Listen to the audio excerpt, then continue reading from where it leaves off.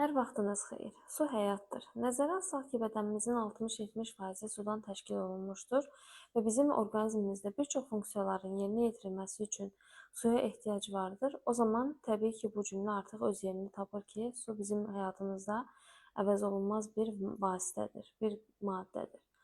Ancaq digər tərəfdən su içərkən suyun miqdarı da çox önəmlidir. Əks halda, əgər su çox içilərsə, ölümə qədər aparacaq durumlar yarana bilər. Belə ki, nəzarətsiz şəkildə bir dəfəyə gün ərzində bədənin ehtiyacı olandan daha çox su içilərsə, bu qanın tərkibində olan duzun azalmasına səbəb olur. Bu vəziyyət tibb aləmində hiponatremiya adlanır.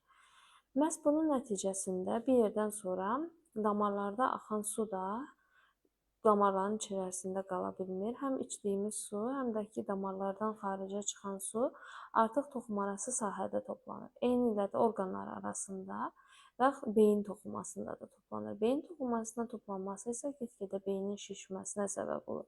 O zaman artıq həmin şəxsdə qıc olmalar, baş ağrısı, halsızlıq və ən pisi də koma, ən nəhayətində də ölümə qədər gedə biləcək çətin bir vəziyyət yaranır.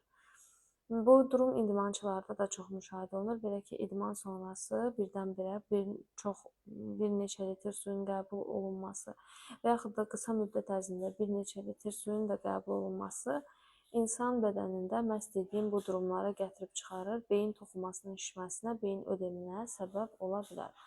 Buna görə də nəzarətsiz şəkildə çoxlu su içmək təbii ki, məsləhət deyildir. Videomu Nizami Gəncəvinin sözləri ilə bitirmək istərdim. Birinci saflığı varsa da suda, artıq içiləndə yox olur o da.